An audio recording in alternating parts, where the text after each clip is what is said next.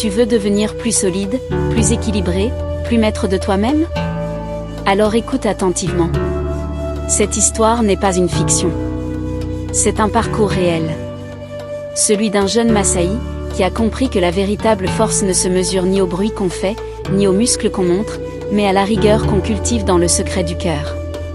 Son nom était Latoli.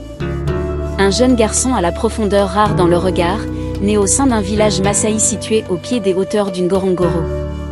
Dès ses 8 ans, il ne rêvait ni de jouets, ni d'or, mais d'une seule chose, devenir Moran, un authentique guerrier de sa tribu. Son père, un sage respecté parmi les siens, lui répétait souvent: Latoli, la bravoure ne s'apprend pas en chassant, mais dans le silence intérieur. Le lion peut paraître immense, mais c'est la volonté de l'homme qui décide de fuir ou de tenir. C'est ainsi que naquit sa discipline. Tôt chaque matin, avant que le soleil n'illumine les cimes des acacias, Latoli était déjà debout. Pas pour marcher en apparence, mais pour grandir en silence. Pas de distraction. Pas de lit moelleux. Rien d'autre que le souffle du vent, la poussière rouge, et les murmures de ceux qui ont marché avant lui. À l'âge de 15 ans, l'heure de l'initiation sonna.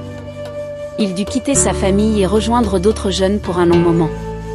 Ni toit, ni armes, ni confort. On leur enseigna à avancer sans gémir, à endurer sans plier, à rester éveillé même dans l'épuisement. Un soir, affaibli par la faim, un lion s'approcha du camp. La peur glaça les cœurs. Mais Latoli, lui, se leva. Les yeux plantés dans ceux de la bête. Il ne brandit rien. Il ne recula pas. Il se contenta de le fixer, avec une paix intérieure indéchiffrable. Et lentement, le lion fit demi-tour et s'éloigna dans l'obscurité. Pourquoi? Parce que le lion avait reconnu en lui ce que même les bêtes sentent sans mots. Un homme construit par la rigueur ne bat pas en retraite. Même devant le danger. Lorsqu'il revint chez les siens, on le salua comme un véritable Moran. Mais il n'était ni hautain, ni bruyant. Son sourire était rare, ses paroles mesurées, ses gestes toujours empreints de maîtrise. Un enfant chutait? Il l'aidait à se relever. Un conflit éclatait? Il le désamorçait. Un lion rôdait? Il veillait, sans bruit. Un jour, un ancien lui posa cette question. « Dis-moi, d'où tires-tu cette force, mon fils ?» Et Latoli répondit calmement. « Je ne me suis jamais battu pour être fort. J'ai juste refusé chaque jour de rester faible. Et toi, aujourd'hui, que fais-tu de ton combat? Tu es peut-être là, à écouter cette histoire depuis ton lit, ton lieu de travail ou sur la route. Tu ressens la lassitude. Tu penses à tout laisser tomber. Mais laisse-moi te dire ceci. Les Massaï nous enseignent que la discipline est une prière muette adressée à la grandeur. Que la souffrance n'est pas une ennemie, mais une école. Et que celui qui tient tête à la chaleur de la savane, traversera aussi les orages de la vie.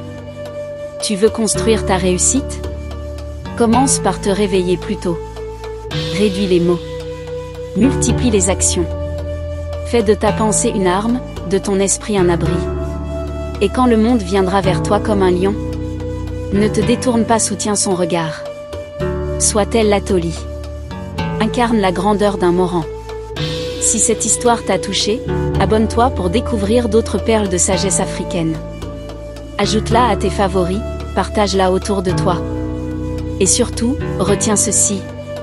Ce ne sont pas les rêveurs que le monde respecte. Ce sont ceux qui s'entraînent avec persévérance.